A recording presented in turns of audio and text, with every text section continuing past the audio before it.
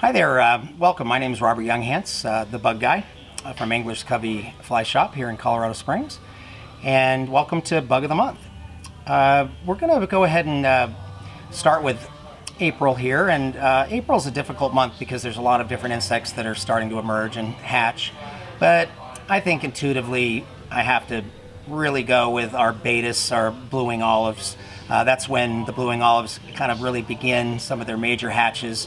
And they actually go all the way through sometimes November, and even in warmer climates you can even find them in the winter in some fairly rare places. But April really is kind of the start of the big BWO hatch, and that's one of our major hatches, not only here in the Rocky Mountain West and in Colorado, but really throughout the United States. We have 12 different species of blue-wing olive just in Colorado, and 150 almost in North America.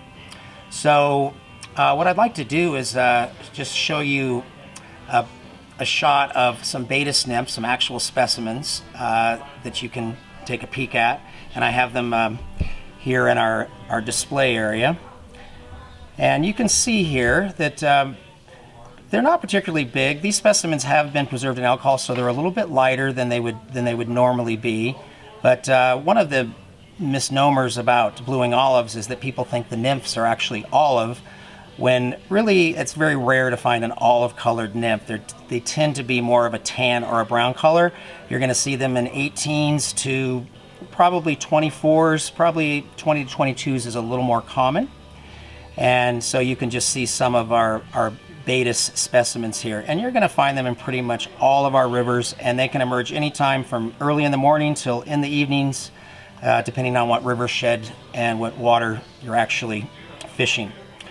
As far as a nymph imitation, if I had to pick one, I would have to say that the Stalcup's Baetis nymph is probably my number one choice to imitate a BWO or Baetis nymph.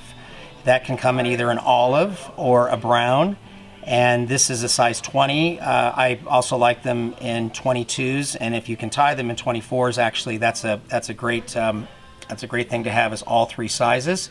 And as you can see from looking at the specimens there, all this is a little bit darker, and as I said, the naturals would be as well.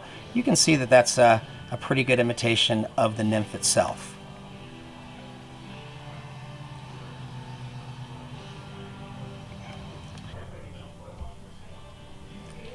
And as far as an adult imitation, I would have to say that Matthew's Sparkle Dun, amongst many people I know, some very well-known guides and a lot of fly fishers, would probably be one of my choices, although and maybe my top choice, although we do have literally hundreds of different adult or dry fly blue-wing olive imitations. This is probably one of my favorites right here. It's kind of a cross between full adult and kind of an emerging adult, and tends to be one of the most productive blue-wing olive patterns. That's the Matthews Sparkle Dun, and you can fish that depending on the hatch, and that's where it's up to us to be an observer and see the size of the actual insects that are coming off, anywhere from an 18 to a 22. Matthews Sparkle Dun.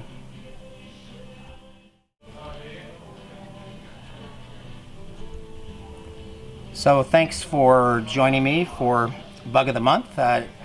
Next month, for May, we'll actually be looking at a lesser-known caddisfly. This is Robert Younghans, the bug guy from Angler's Covey, and thanks for watching.